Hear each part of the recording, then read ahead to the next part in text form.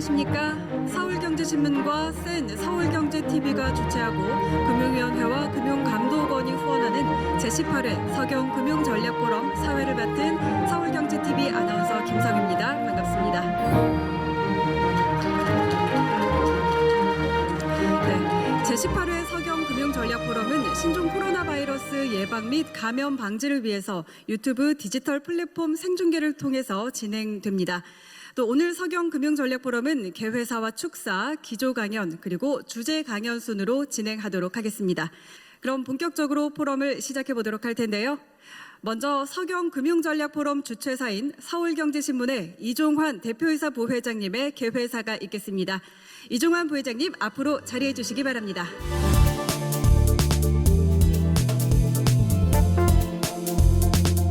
네, 안녕하십니까. 서울경제신문의 대표를 맡고 있는 이종환입니다.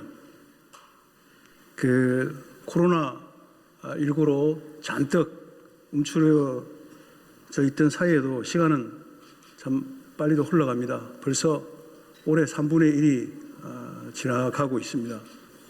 우리가 다 알고 있다시피 그 깊이와 높이를 알 수 없는 어마어마한 파도, 쓰나미가 지금 우리를 향해 다가오고 있습니다. 이 방송을 보고 계실 많은 금융사 CEO분들과 임직원분들 또 공직자분들도 아마 저처럼 고민이 많을 거라고 생각을 합니다. 이 위기가 금융 시스템 전반을 때리는 그런 불안으로 전이되지 않도록 우리 모두가 애쓰고 있습니다. 저희 서울경제신문도 우리 서울경제의 우리 경제를 떠받치는 한 축이 돼서 이 위기를 잘 극복할 수 있도록 무엇이 가장 적절한 대안이 될 수 있을지 찾아보는 그런 최선의 노력을 다하겠습니다. 오늘 기조강연은 윤석헌 금융감독원장께서 맡아주셨습니다. 아시다시피 정말 지금 눈코 뜰 새 없이 바쁘신 시간입니다. 그럼에도 불구하고 기꺼이 이렇게 귀한 시간 내주셨습니다. 고맙습니다. 또 주제 강연을 맡아주신 김수호 맥켄지 서울사무소 파트너님께도 감사의 말씀을 드립니다. 이번 포럼의 주제는 금융 미래 생존 전략을 다시 쓰다입니다. 누구도 예상치 못한 코로나19 확산과 실물 경제 위기 그리고 초저금리 상황에서 우리는 생존 더 나아가 성장이라는 과제를 안고 있습니다. 제가 길게 말씀드리는 것보다 우리 윤 원장님과 김 파트너님의 강연을 경청하시면서 그 해답을 같이 한번 찾아보는 게 훨씬 더 도움이 되지 않을까 생각을 해서 제 말씀을 여기서 줄입니다. 저희 서울경제는 앞으로도 우리 서경금융전략포럼이 우리 대한민국 금융업 발전에 기여하는 최고의 토론의 장이 될 수 있도록 대전의 노력을 더해 나가겠습니다. 여러분 고맙습니다. 네, 감사합니다. 이종환 대표이사 부회장님의 개회사로 오늘 포럼의 문을 열었습니다. 오늘 포럼이 현재의 위기를 극복하는 데 한 걸음 다가서는 시간이 되기를 기대해 보도록 하겠습니다. 자, 그럼 이제 축사를 들어보도록 할 텐데요. 귀한 분들께서 영상으로 축하 메시지를 보내주셨습니다. 먼저 국회 정무위 간사이신 유동수 더불어민주당 의원님 영상으로 만나보시죠.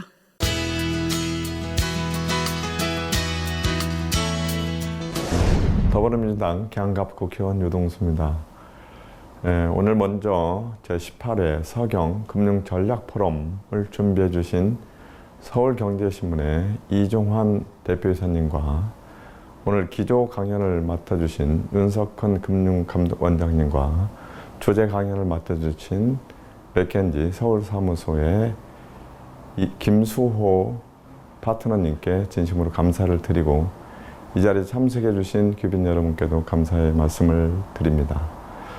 최근 코로나19의 확산으로 세계적인 경제 침체와 금융시장의 변동성이 높아지고 있습니다. 세계 각국에서 사실상 제로금리와 무제한의 양적 확대를 통해서 대응하고 있지만 시간이 많이 걸릴 것으로 생각하고 있습니다. 맥킨지에서 최근에 핀테크의 확대와 인터넷 전문은행의 확대로 은행 산업의 수익성 악화와 평가 절하를 예고한 바 있습니다. 우리나라 금융 산업을 보면 은행이 1999년도 말에 4대 은행의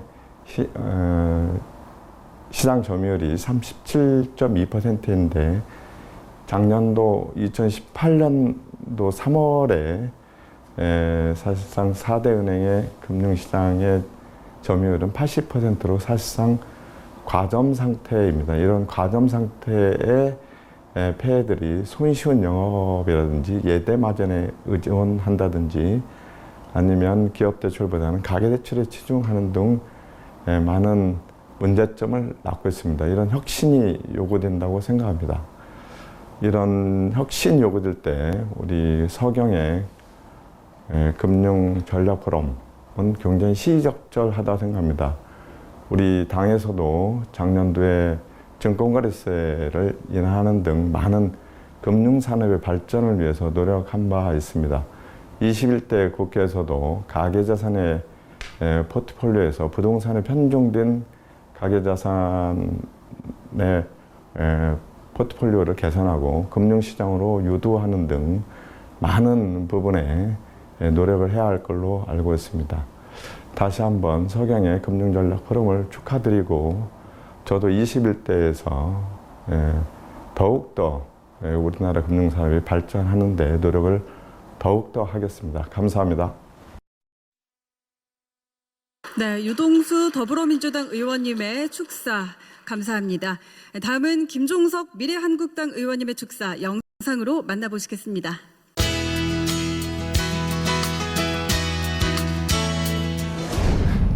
안녕하십니까. 미래한국당 김종석 의원입니다. 18번째 맞는 서경 금융 전략 포럼 개최를 진심으로 축하드립니다. 올바른 여론 형성과 정책 대안 제시로 우리나라 경제의 발전과 금융산업의 발전에 큰 역할을 하고 계신 서울경제신문 이종환 부회장님과 임직원 여러분의 노고에 감사와 치하를 드립니다. 사회적 거리두기로 인해서 직접 뵙고 축하 말씀을 드리지는 못하지만 작년에 이어서 금년에도 이렇게 여러분께 축하 인사를 드릴 수 있는 기회를 주셔서 감사합니다. 이번 포럼 주제는 리빌딩 파이낸스 2020 금융 미래 생존 전략을 다시 쓰다입니다. 사실 작년도 서경 포럼 주제도 금융 변화와 혁신이었고 그 이전부터도 한국의 금융산업이 혁신하고 변화해야만 한다는 논의는 늘 있어 왔습니다. 오늘의 주제는 급기야 우리나라의 금융산업의 생존을 논의하기에 이르렀습니다. 금융산업과 금융규제의 혁신에 대한 필요성은 지난 10여 년간 정보통신기술의 발전과 세계 금융시장의 세계화에 따른 치열한 글로벌 경쟁의 도전이었다면 이제는 글로벌 경제에 빈발하는 다양한 형태의 위기와 불확실성이 금융산업의 새로운 도전을 던지고 있습니다. 최근 코로나 바이러스 팬데믹에 의한 세계 경제 혼란은 그중 하나일 뿐입니다. 앞으로 어떤 형태의 글로벌 경제 혼란과 금융위기가 또 다가올지 모릅니다. 많은 전문가들은 코로나 팬데믹 이후 세계화는 퇴조하고 고용과 무역에 있어서 많은 변화가 있을 것이라고 예상하고 있습니다. 이에 따라 금융시장과 금융산업도 예상하기 어려운 변화가 예상됩니다. 이런 불확실성 시대에 금융제도와 금융기관이 새로운 현실에 적응하지 못한다면 이제는 낙오가 아니라 생존의 문제가 될 것입니다. 그런 점에서 마침 오늘 포럼의 주제가 금융산업의 생존 전략인 것은 매우 시사하는 바가 크다고 하겠습니다. 다시 한번 서경 금융전략포럼의 개최를 축하드리면서 오늘의 포럼이 우리나라의 금융산업이 생존을 넘어서 국제적 위상을 높이는 성공 전략을 도출하는 기회가 되기를 진심으로 기대합니다. 감사합니다.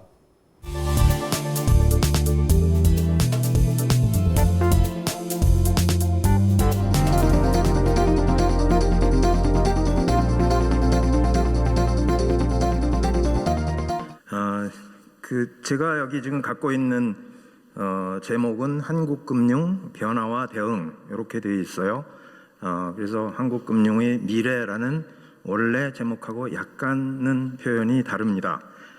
제가 한국금융의 미래라는 것을 주제로 이제 처음에 받고 생각하면서 이것저것 생각을 해봤는데 이게 생각처럼 그렇게 만만하지가 않은 주제이더라고요. 그래서 조금 제목을 겸손하게 붙여봤습니다. 그래서 변화와 대응, 변화라는 건 이제 한국금융이 변하면서 우리 금융산업에 요구하는 것이고, 그 다음에 그것에 비추어서 한국금융산업의 현재 현주소 같은 거를 좀 살펴보고 그렇게 앞으로 어떻게 대응할 것이냐 이런 부분을 좀 살펴보도록 하겠습니다. 한 가지 언급을 하고 갈 것은 이제 이 주제를 생각하는 동안에 사실은 코로나 문제가 그렇게 처음부터 심각하지 않았기 때문에 이 코로나 관점에서 이 문제를 지금 다루고 있지는 않고, 따라서 요즘 코로나로 인해서 한국 금융이 여러 가지로 불확실성이 큰 그런 상황이지만 그것을 잠시 좀 미루어 놓고 한국 금융의 어떤 본연의 것을 들여다봄으로써 이 코로나 사태에 대한 대응 방법도 함께 모색할 수 있으면 좋겠다, 이런 말씀을 드리고 제 그 말씀의 끝부분에 간단하게 그 부분을 다시 언급하도록 하겠습니다. 그래서 첫 번째는 뭐 너무나 잘 아는 저성장의 문제인데요. 왼쪽 판넬을 보시면 한국 경제의 성장률과 세계 경제의 성장률을 이렇게 비교해서 보여주고 있는데, 위에 그 빨간 부분이 세계 경제의 성장률이고요. 그 다음에 밑에가 한국 경제의 성장률인데, 한국 경제가 뭐 이제 선진국 경제로 이렇게 들어가면서 성장률이 계속해서 낮아지고 있고, 최근 들어서는 좀 빠른 속도로 낮아지고 있는데, 뭐 코로나 사태 이후로는 오히려 이것이 더 급속하게 내려가지 않을까, 그렇게 지금 우려들을 하고 있습니다. 2020년을 대상으로 최근에 IMF 발표 자료에 따르면 마이너스 1.2%의 성장률을 지금 예상하고 있는 그런 상황이고요. 그런데 그것은 뭐 아시겠지만 세계 경제의 성장률 하고 비교해 보면 오히려 괜찮습니다. 세계 경제 성장률은 같은 발표에 따르면 마이너스 3.0으로 지금 예측을 하고 있어서 우리나라가 비교적 선방을 하고 할 것이다라고 예측이 된 것이 드러나고 있습니다. 두 번째가 이제 저금리인데요. 이 저금리도 보면 굉장히 왼쪽 패널을 보면 굉장히 장기에 걸쳐서 지금 저금리가 추세적으로 진행이 되고 있다. 그래서 이 추세를 수용한다면 앞으로 당분간 저금리가 반전할 가능성은 그렇게 크다고 볼 수는 없다. 물론 이제 단기적으로는 또 반전의 가능성도 물론 있다고 봐야 되겠지만 장기적으로 본다면 저금리 추세는 당분간 지속될 것이다, 이렇게 봐야 될 것이고요. 왼쪽은 이제 글로벌이고 오른쪽은 한국 경제의 경우에 실질 금리가 계속해서 지금 낮아지고 있는 것을 또 볼 수가 있습니다. 이 저금리 추세로 인해서 저희들 그 금융 활동은 과거와는 상당히 다른 모습으로 앞으로는 변화될 것이다라고 보는데, 우선 금융 활동이 다변화돼야 되겠다. 그러니까 예금과 대출 업무 위주의 금융 활동에서 좀 벗어날 필요가 있다라는 것이고, 그 다음에 이 저금리로 인해서 사람들이 앞에서 잠시 얘기가 나왔지만 고수익 고위험을 추구하는 그런 성향이 높아지기 때문에 위험 관리가 점차 더 중요해질 것이다, 이런 말씀도 드릴 수가 있겠습니다.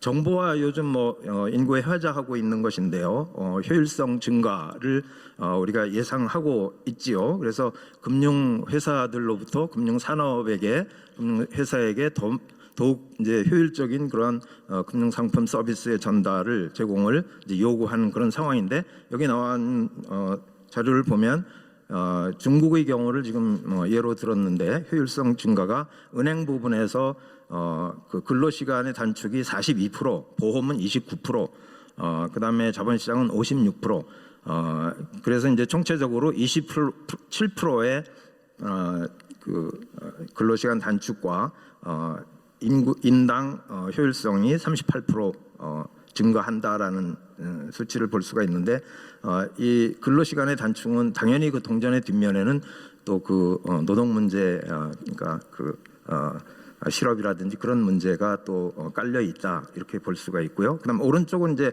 마이데이터하고 오픈 API 정보가 활용이 되면서 이제 그것이 금융 산업의 어떤 효율성을 높일 것이다라는 그런 기대를 보여주고 있는 것이고, 최근에 우리나라에서도 지난 1월에 이제 그 데이터 3법이 이제 국회를 이제 통과했음을 우리가 잘 알고 있습니다.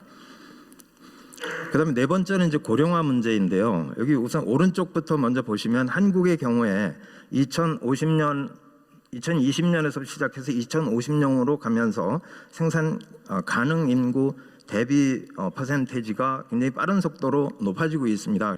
그리고 왼쪽으로 이제 가보시면 한국의 경우 제일 오른쪽에 있는데, 한국의 경우 고령으로 갈수록 이 금융자산, 총자산에서 금융자산이 차지하는 비율이 낮아지고 있습니다. 이 얘기는 우리가 한국 금융산업 또는 한국 사회가 전체적으로 고령화에 대해서 최소한도 금융 부문에서 대비가 되고 있지 않다라는 것을 보여주고 있는 슬라이드라 이렇게 말씀을 드리겠습니다. 양극화 문제도 빼놓을 수가 없는데요. 제가 왼쪽 그림을 보면 탑 1% 인구의 탑 1%가 차지하는 그 전체 그 웰스의 부의 비중이 계속해서 지금 빠른 속도로 올라가고 있고, 두 번째 그 푸른색으로 이렇게 보여주는 것을 보면 중간 40%의 인구가 차지하는 부의 비중은 조금씩 이렇게 내려가는 그런 모습을 보여주고 있습니다. 오른쪽을 보시면 이제 국내의 기준으로 해서 이것도 뭐 시간이 갈수록 그 격차가 소득 상위 10%와 소득 하위 10% 간의 격차가 빠르게 증가하고 확대되고 있다라는 걸 지금 보여주고 있습니다. 여태까지 이제 대충 한 5가지 정도로 이제 미래로 가면서 금융 여건이 변화하는 것들을 이렇게 좀 추세적으로 살펴봤고요. 이제는 이제 그러면 이런 상황에서 우리 금융은 어떤 모습으로 금융 서비스를 공급하고 있는가라는 것을 몇 가지 살펴보도록 하겠습니다. 우선 첫 번째는 생산적 금융인데요.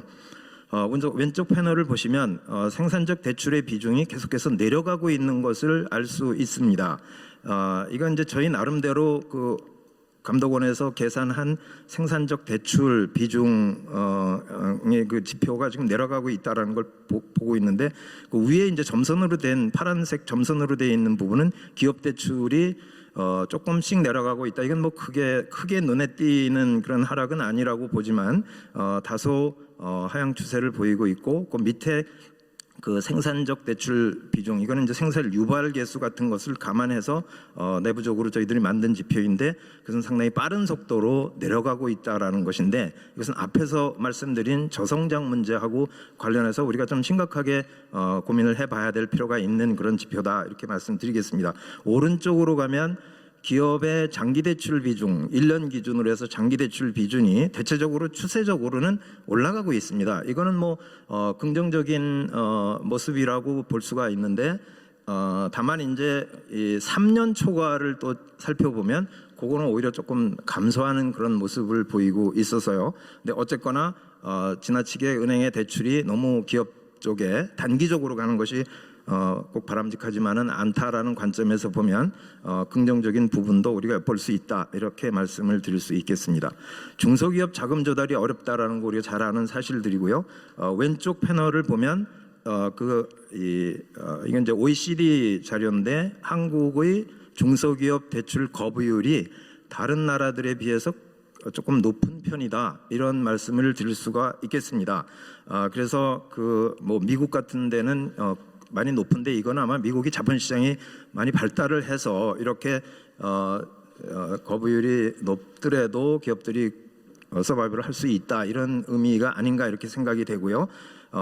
다른 그 외국들 영국이나 뭐 캐나다나 중국이나 이런 나라들을 보면 우리보다 거부율이 많이 낮다. 이거는 미래의 국가 경쟁력하고도 좀 연관이 되는 그런 부분이 아닌가. 그래서 상당히 좀 중요한 그런 그림이다 이렇게 생각을 합니다. 오른쪽으로 가면 중소기업 자금 조달이 직접 금융 쪽에서 이루어지느냐 간접 금융 쪽에서 이루어지느냐 하는 것을 보여주고 있는데, 직접 금융, 은행 그리고 뭐 경우에 따라서 이제 정책 자금 쪽의 비중이 굉장히 크고, 죄송합니다. 간접 금융의 비중이 굉장히 크고 이 자본시장 직접 금융의 비중은 굉장히 낮은 것을 우리가 볼 수 있는데 이미 잘 알고 있는 사실입니다.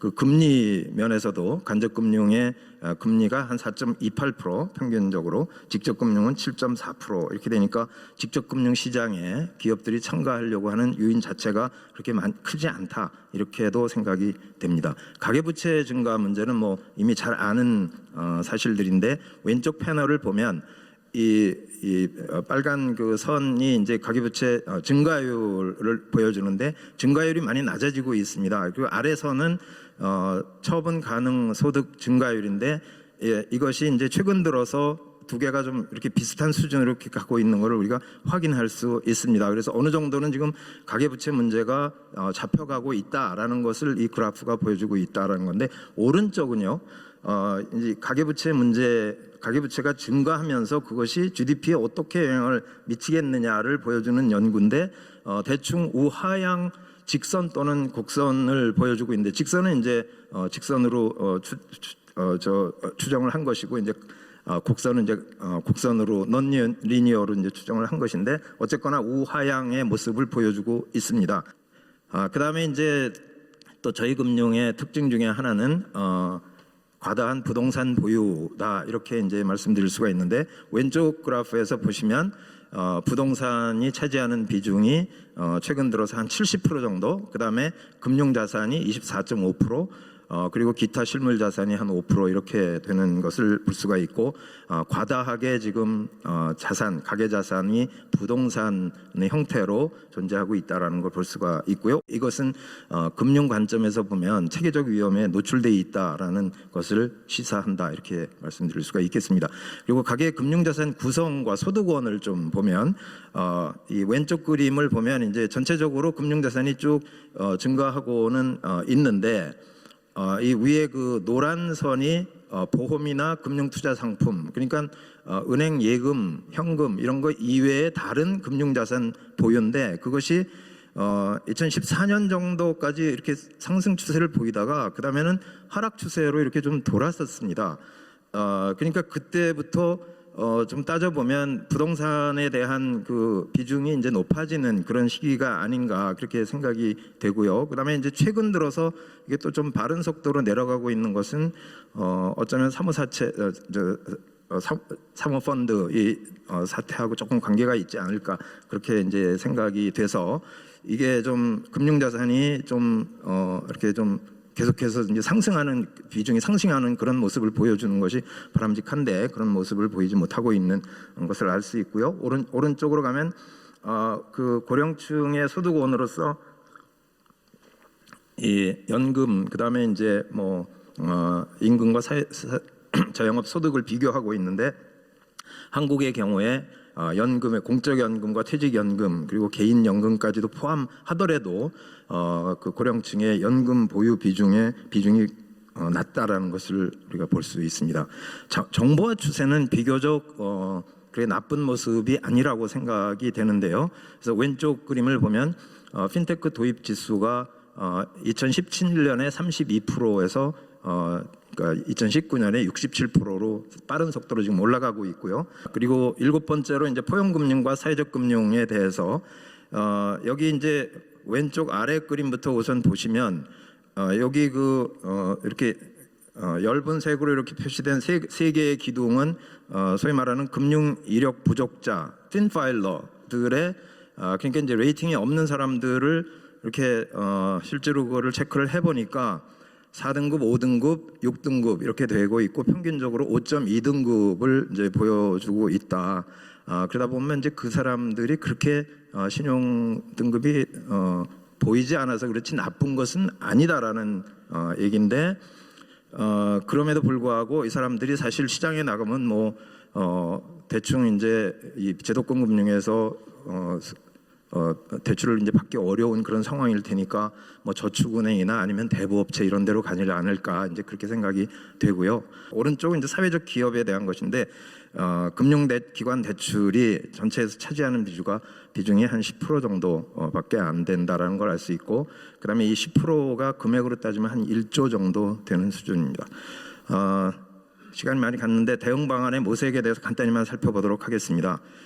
우선 생산적 금융의 활성화가 필요하다고 생각하고요. 우선 첫 번째로는 관계형 금융, 이건 뭐 계속 얘기가 되는데도 잘 안 되는 그런 부분인데 관계형 금융이 좀 더 확대되는 것이 필요하다. 지금 이제 금융은 앞으로 이 빅데이터라든지 무슨 뭐 AI라든지 뭐 이런 것들을 활용하는 그런 쪽으로의 발전이 한 축에서 있는가 하면, 그다음에 이 관계형 금융이라는 것도 또 무시할 수 없습니다. 이 금융의 그 데이터가 이제 모든 앞에서 잠깐 봤지만 모든 이제 부문에서 데이터가 다 어베일러블하고 그런 것이 아니기 때문에, 그래서 두 축으로 끌고 가야 된다고 생각하는데, 저희 그 한국금융이 관계형 쪽이 좀 취약한 거 아닌가 하는 생각을 저는 뭐 개인적으로 계속 하고 있습니다. 오른쪽으로 보면 이제 모험자본 확대 문제, 이것도 이렇게 계속 얘기하는 부분인데 여기 이제 보면 수치적으로 그렇게 뭐 좋은 모습을 보이지는 않고 있는데요. 그 국가 간으로 예를 들어서 미국이나 이스라엘이나 캐나다 이런 쪽은 상당히 이제 괜찮은 모습을 보이고, 우리나라도 뭐 그렇게 전체 그 규모가 나쁘진 않지만 그렇게 그 뛰어난 것은 아니다, 이렇게 말씀을 드릴 수가 있고, 불행하게도 여기서 한국의 경우에는 이 자료에서 초기 투자와 후속 성장 단계의 투자를 구분해 놓지 않아서 그 부분에 대한 비교는 좀 어려운 것을 우리가 알 수 있습니다. 자산운용 수익률 제고에 대해서 좀 한 말씀 드리고자 하는데, 이게 이제 그 최근에 우리나라 이제 DLF 문제 뭐 또 그리고 최근에 라임 문제도 있고, 그런데 이게 수수료를 어떻게 받느냐가 굉장히 중요한 거 아닌가 싶어요. 무슨 말씀이냐면 고객이 손실을 받는데 그럼에도 불구하고 금융회사들은 그냥 일정한 수수료를 계속 받고 있다. 이건 좀 약간 좀 안 맞는 얘기가 아닌가. 그래서 최근에 이제 어떤 은행에서는 그 참고 2에 이제 보시면 누적 손실 발생 시 당해년도 수수료를 면제하겠다, 이런 정책을 발표한 적이 있었습니다. 저는 굉장히 그게 아주 인상적이었는데요. 그러니까 뭐 이런 걸 어떻게 구현할 수 있을지는 모르겠지만 일단 고객한테 손실을 끼치면 우리는 수수료 안 받겠다, 이런 정도의 그 유인 합치, 고객과 금융회사 간의 유인 합치가 좀 필요하지 않나, 그런 생각이 좀 들고요.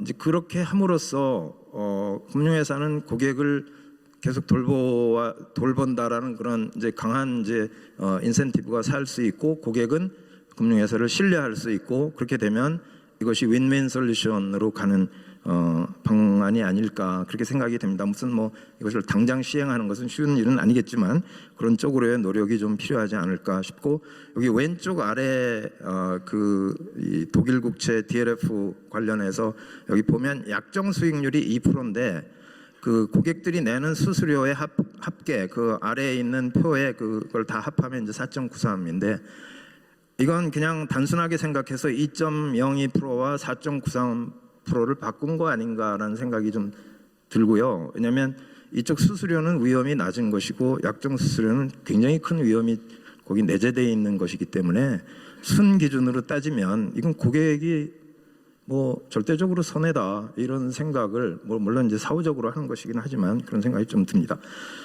정보화를 통해서 고객의 다양한 금융 니즈 충족하는 거 필요하고, 그걸 위해서 금융의 플랫폼화에 대비하고 빅데이터 활용하는 것도 필요하다 말씀드리고요. 경업화로 금융 경쟁력 강화. 우리나라는 뭐 지주회사 방식으로 지금 경업화를 추진하고 있는데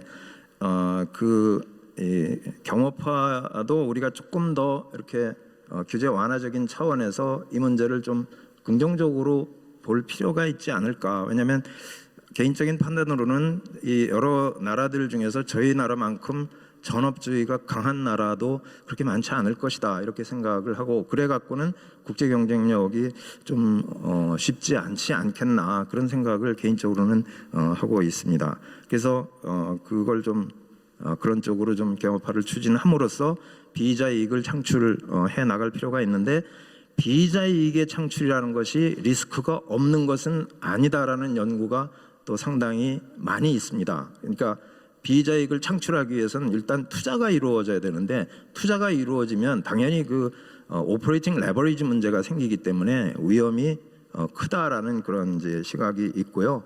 그래서 여러 가지로 이제 잘 판단을 해야 되는데, 이 그림을 보시면 밑에는 이제 비이자 이익 수익률의 표준 편차고 종축은 수익률입니다. 평균인데 그러다 보면 이게 이 선 같은 게 무슨 자본시장선 같은 그런 선이거든요. 그래서 그 아래에 있는 거는 좀 열악한 거고 위에 있는 게 좋은 건데 한국은 여기 빨간 점으로 이렇게 표시되어 있듯이 굉장히 수준이 안 좋습니다. 그래서 우리나라의 그 경쟁력이 그런 면에서 조금 약하다라는 말씀을 드릴 수 있고, 그다음에 포용금융하고 관련해서 취약계층의 금융 접근성을 확대하는 거 필요하고, 그다음에 금융교육의 강화도 필요하다 이런 말씀드리고요.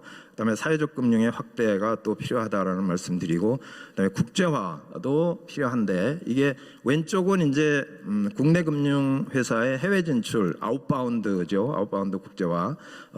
뭐 비교적 이제 전체적으로는 지금 이제 안정적인 추세를 유지하는데 이 신남방 국가 쪽으로 굉장히 빠른 속도로 진출이 늘어나고 있는 것을 볼 수가 있습니다. 오른쪽 거는 해외 금융 회사의 국내 진입인데 이게 자꾸 줄고 있습니다. 근데 이거는 이제 금융 중심지 전략에 대해서 그래서 이걸 좀 재활성화하는 노력이 필요하지 않을까 싶은데 이것도 또 국가적으로 투자라고 생각을 합니다. 그러니까 금융 중심지 전략이라는 걸 좀 활성화시키기 위해서는 거기에 필요한 뭔가 투자가 좀 있어요. 예를 들면 뭐 세제 혜택이라든가, 예를 들면 거기 들어오는 외국인들한테 무슨 삶의 그 퀄리티를 좀 더 개선하는 그런 것들을 뭐 보장을 해준다든가 하는 뭐 그런 다양한 것들에 대한 투자가 이루어져야 된다.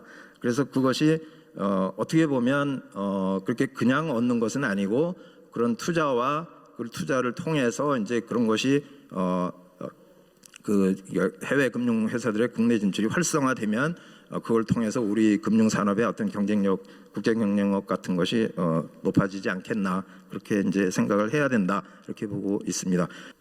마지막으로 이 실로 교수의 새 금융 질서라는 책에서 이제 몇 가지만 말씀을 드리면, 하나는 금융의 민주화. 앞으로 우리들은 이제 금융의 민주화라는 개념을 많이 생각해야 된다라는 거. 그다음에 두 번째로는 금융의 국지적 제약에서 벗어나야 된다. 이 국지적 제약이라는 건 거기 영어로는 파이낸셜 캐피탈이라는 말을 썼는데, 그러니까 뭐 예를 들어서 홍콩, 싱가포르, 뭐 북경 이런 데를 중심으로 한 금융뿐 아니라 금융이 지역적으로도 이렇게 곳곳으로 퍼져나가야 된다. 그런 얘기를 하는 것 같습니다. 그다음에 위험관리라는 것도 영역을 넓혀서 실물 자본에 대한 위험관리, 우리가 통상 알고 있는 그런 것에서부터 더 벗어나서 인적 자본, 사람이 사람답게 살기 위해서 필요한 그런 위험관리로까지 금융의 영역을 넓혀가야 된다. 이렇게 실로 교수는 이제 주장을 하고 있습니다.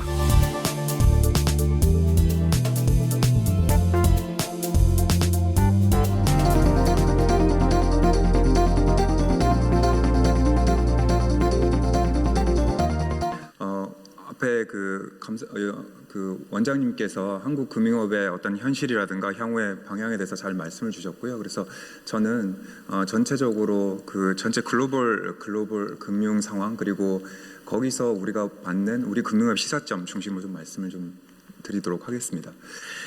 첫 번째 페이지는 제가 좀 드리고 싶은 말씀은 금융업이 전체적으로 어느 위치에 있는지 좀 상황인데요. 보시면은 이게 저희가 맥킨지가 매년 저희 그 전략 프랙티스에서 전체 한 3,000개 정도 되는 금융그룹뿐만 아니라 전 세계에 있는 대형 회사들이 얼마만큼 투하 자본이 들어오고 그 투하 자본을 가지고 그 가치를 창출을 하고 있는가라는 걸 보여주는 건데요. 그래서 그 이코노믹 프로핏을 보여주는 건데, 보시면 안타깝게도 금융업의 두 축인 은행업과 보험업이 자본 투하량은 상당히 높은 편입니다. 아시다시피 규모가 다 크기 때문에. 반면에 이제 수익은 창출해주지 못하고 있는 상황입니다. 뭐 그 지난 한 3년간의 평균인데 과거에는 더 좋았겠죠. 그래서 왜 이런 모습인지 저희가 한번 좀 따라가 보겠습니다. 코로나 이제 뭐 얘기들을 많이 하시는데, 코로나 위기 이전에도 보시면은 금융업이 전반적으로 사이클상 조금 더 하향하는 사이클이 둔화되는 시점에 와 있다고 저희가 보고 있습니다. 보시면 2010년 금융 위기 이후로 계속 회복을 해왔고, 글로벌 GDP 성장률이 대략적으로 4에서 5% 정도 리바운드를 해오는 상황에서 은행업의 여신 같은 경우 보면 전체적으로 5% 정도.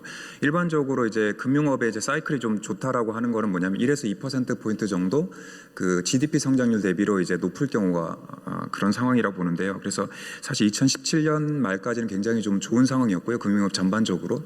반면에 2018년부터 시작해서 사실은 GDP 성장률 대비 금융업의 성장률 자체가 주춤해지기 시작했습니다. 그리고 보시면은 이 성장률뿐만 아니라 전체적으로 그 이익을 얼마나 창출해느냐라는 측면을 저희가 좀 뜯어봤습니다. 왼쪽 편에 보시면 이제 신흥시장하고 선진시장의 어떤 그 동일한 자본을 가지고 냈을 때 그 이익을 얼마나 내느냐라는 측면이 왼쪽이고, 오른쪽은 비용 효과성이라고 보시면 될 것 같은데, 보시면은 상당히 그 신흥시장하고 성숙시장 둘 양쪽 모두 비용 절감은 상당히 많은 걸 했습니다. 근데 문제는 뭐냐면 왼쪽에 보시다시피 이익 창출력이 더 많이 떨어졌습니다. 그러다 보니 이제 글로벌 전체적으로 앞에서 봤을 때 성장률도 떨어지고 있고, 그리고 ROE라고 하는 자본 수익성 자체도 좀 더 감소하는 것들이 보이실 것 같습니다.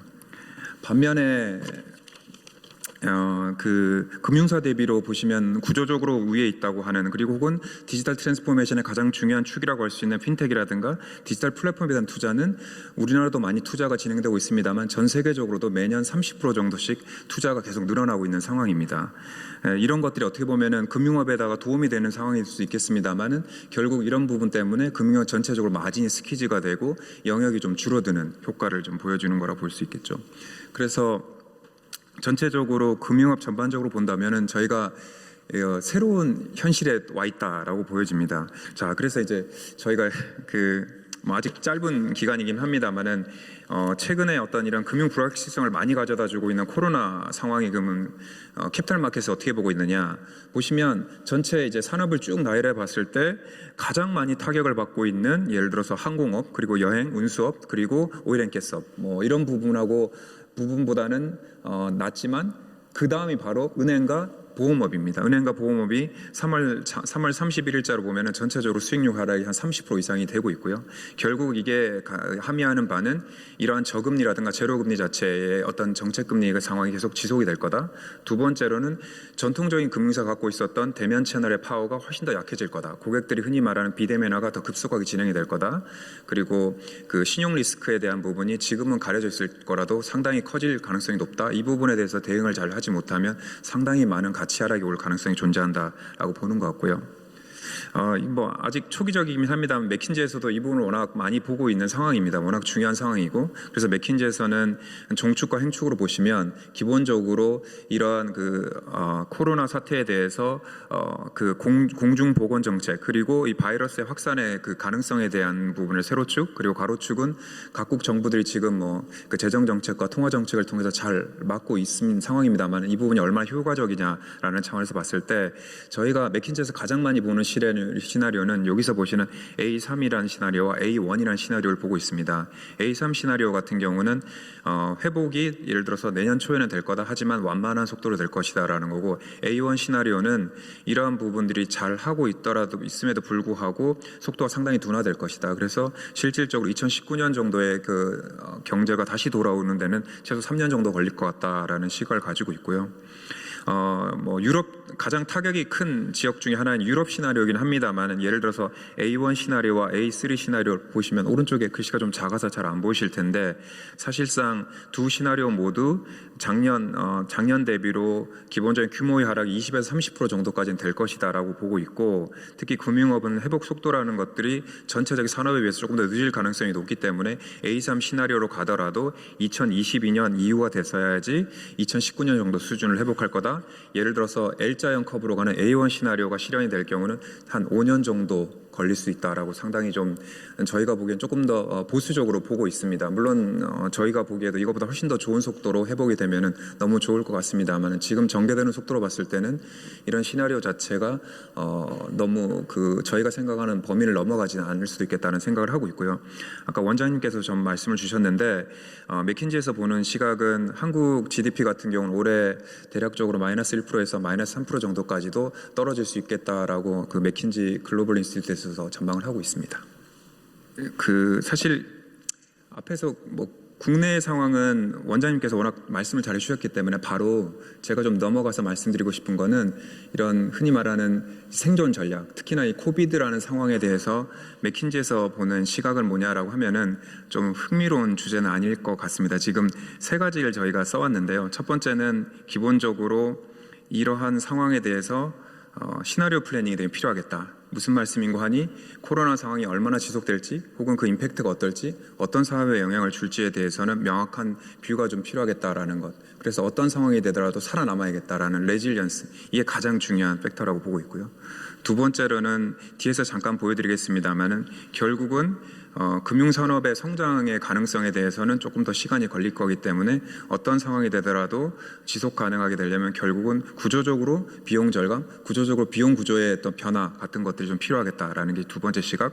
세 번째로는 결국 이러한 기술 혁신이라든가 앞에서 봤던 오픈 API, 오픈 뱅킹 방식으로 어떤 판이 흔들릴 때 그렇게 고객을 잡기 위해서는 결국 고객 경험의 실질적 개선을 통해서 기존 고객을 잡고 새로운 고객을 유입할 수 있는 노력이 좀 필요하겠다. 이런 세 가지 축인 것 같고요.